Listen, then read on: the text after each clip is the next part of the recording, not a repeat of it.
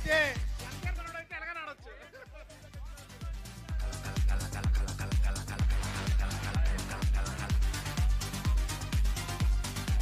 లేదు, ఏదేమైనప్పటికీ ఇది క్రీడా స్ఫూర్తిని రగిలించే మ్యాచ్ కాబట్టి చాలా ఈ మ్యాచ్ సీరియస్ మ్యాచ్ కాదు, ఫ్రెండ్లీ మ్యాచ్. రవి గారు ఇది కాదు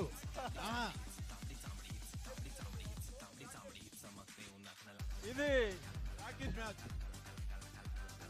చాలా స్పోర్టివ్గా విజయ్ కుమార్ గారు కూడా ఆయన ఎంత తొండాడదామన్నా మనిషిలో మార్పు వచ్చి మంచి మనిషిగా మారి మాకు నిజమైన విజయాన్ని అందజేసినందుకు మాకొచ్చిన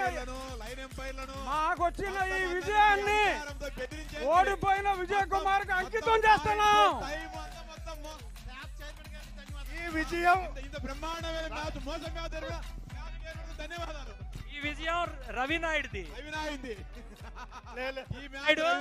శాప్ ఎంపైర్లీ అందరిది, లైన్ ఎంపైర్లది రవి నాయుడుది. స్పీకర్ గారు కాబట్టి ఇవన్నీ పంపిస్తారని బెదిరించేసి ఎంపైర్లను మొత్తం ఆయన కబందాస్తాల్లో పెట్టుకొని జేసీబీ మమ్మల్ని అమాయకులు చేసి వచ్చినప్పుడల్లా పట్టుకున్నారు కానీ నేను వచ్చినప్పుడల్లా పట్టుకున్నారు. ఇంకేం మాట్లాడు కాదండి, టైమింగ్ మోసమే, పాయింట్ ఎక్కించేది మోసమే కాదు. ముట్టుకుంటే కింద అలా ముట్టుకుంటే కింద పెంచినారు. ఈ మ్యాచ్ ఫ్రెండ్లీ మ్యాచ్, రేపు సీరియస్ మ్యాచ్ ఆడుకుందాం అంతే కావాలంటే. అంటే ఇంత సామరస్యంగా ఒక కబడ్డీ మ్యాచ్. నెక్స్ట్ టీం ఎవరున్నారు? నెక్స్ట్ టీం ఎక్కడ? నెక్స్ట్ టీం ఎక్కడ ఉన్నారు? రెడీ చేసుకోండి. లేదన్నా లైన్ అప్, అందరం లైన్ అప్ అవ్వండి. ఎవరైతే కబడ్డీ ఆడాలనుకుంటున్నారు అది ఎంత ఆడినా కూడా ఇలా మేము కలిసిమెలిసి ఉంటాం.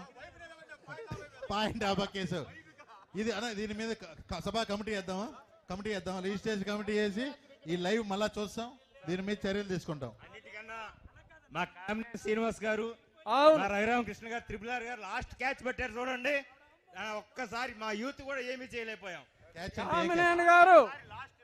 కామినేని గారు ఆ వయసులో కూడా ఆయన పట్టిన పట్టు, ఆయన ఇంటి పేరును సాధకం చేసుకున్నారు.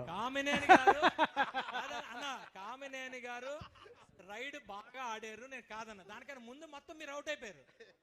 అయితే ఇక్కడ మీరు అర్థం చేసుకోవాల్సిందే, మాకు అర్థమైంది, మాకు మొత్తం అర్థమైంది.